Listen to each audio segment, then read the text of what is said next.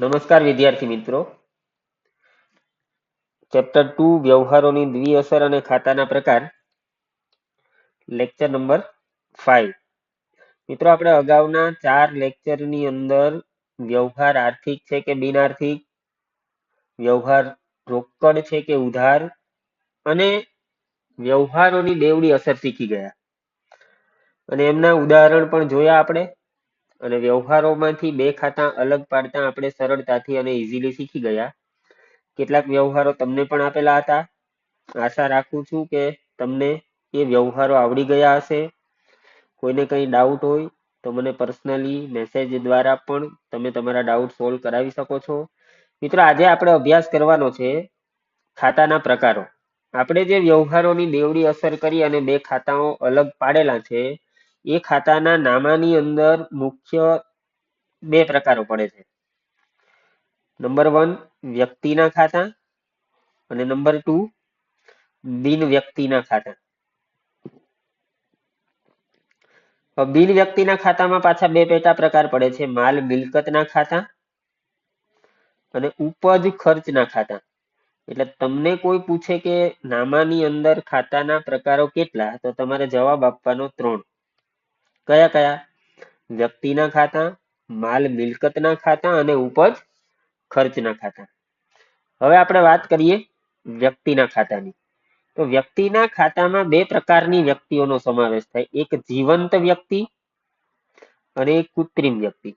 જીવંત વ્યક્તિ એટલે આપણે બધા જીવંત વ્યક્તિઓમાં આવીએ. રમેશભાઈ છે, રાજુભાઈ છે, ટીનાબેન છે, મીનાબેન છે. આ બધા જીવંત કે કુદરતી વ્યક્તિઓ કહેવાય. અને કૃત્રિમ વ્યક્તિ એટલે જેને કાયદા દ્વારા વ્યક્તિત્વ મળેલું છે, એવા તમામ ધંધાકીય એકમો, ભાગીદારી પેઢી વગેરે કૃત્રિમ વ્યક્તિઓ આવે. જીવંત વ્યક્તિઓના ઉદાહરણ જોઈએ આપણે. તો જીવંત વ્યક્તિઓના ઉદાહરણ તો આપણને બધાને ખબર જ છે. રાજેશભાઈ, ટીનાબેન, રમેશભાઈ વગેરે વગેરે છે, એ બધા જીવંત વ્યક્તિઓ ગણાય. જ્યારે કૃત્રિમ વ્યક્તિઓની અંદર ધંધાકીય એકમો, ભાગીદારી પેઢી, કંપની, કોઈ પણ ધાર્મિક, સામાજિક કે શૈક્ષણિક સંસ્થાઓ, આ બધાનો સમાવેશ કૃત્રિમ વ્યક્તિમાં થાય છે. દાખલા તરીકે રાધે સ્ટેશનરી માર્ટ એ કૃત્રિમ વ્યક્તિ ગણાય. Bank of Baroda, Parth provision stores, Shriram furniture, Billimora international school, LIC એટલે કે life insurance corporation of India, આવી તમામ સંસ્થાઓ કે તમામ ધંધાકીય એકમો છે એ કૃત્રિમ વ્યક્તિમાં આવે. એટલે આપણે આ પ્રકારના કોઈ પણ ખાતા હશે તો એનો ખાતાનો પ્રકાર વ્યક્તિના ખાતામાં આવશે. ત્યારબાદ આવે છે બીજો ખાતાનો પ્રકાર છે માલ મિલકતના ખાતા. મિત્રો, માલ મિલકતના ખાતામાં માલ અને મિલકતના ખાતાનો સમાવેશ થાય છે.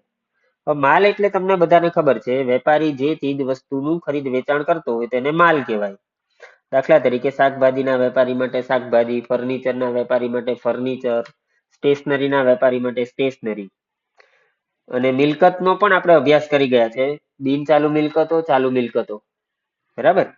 તો માલના ખાતામાં મુખ્યત્વે છે ને 4 ખાતાઓ આવશે. એક ખરીદ ખાતું, બીજું આવે વેચાણ ખાતું, ખરીદ પરત ખાતું અને વેચાણ પરત ખાતું.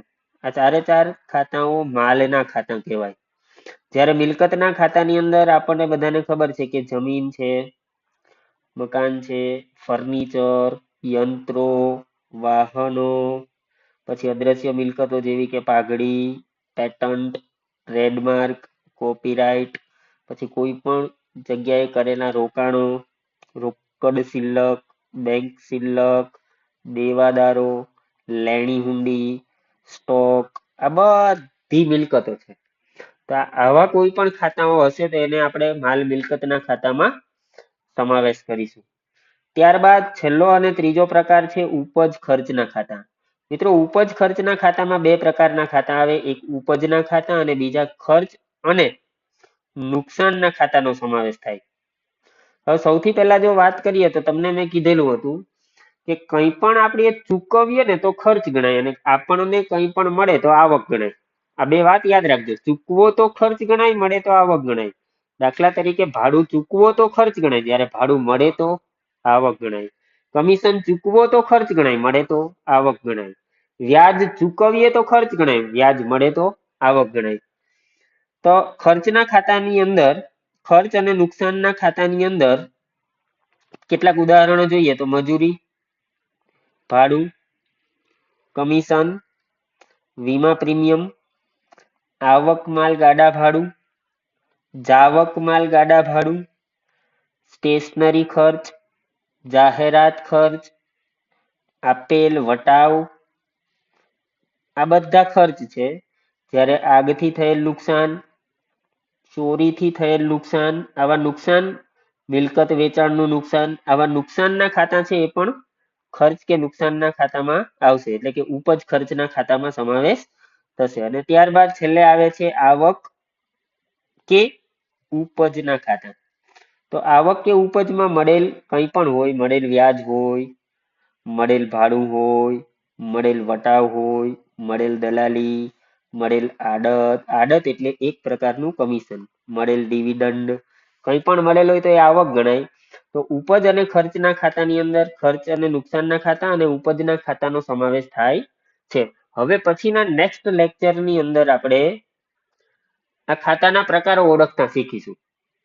તો આ વિગતો આજના જે આ લેક્ચરની અંદર જેટલી પણ વિગતોનો આપણે અભ્યાસ કરેલો છે ખાતાના પ્રકારોનો, એ તમારી નોટબુકની અંદર નોંધી લેજો. અને આપણે નેક્સ્ટ લેક્ચરની અંદર ખાતાના પ્રકારો ઓળખવાનો અભ્યાસ કરીશું. Thank you.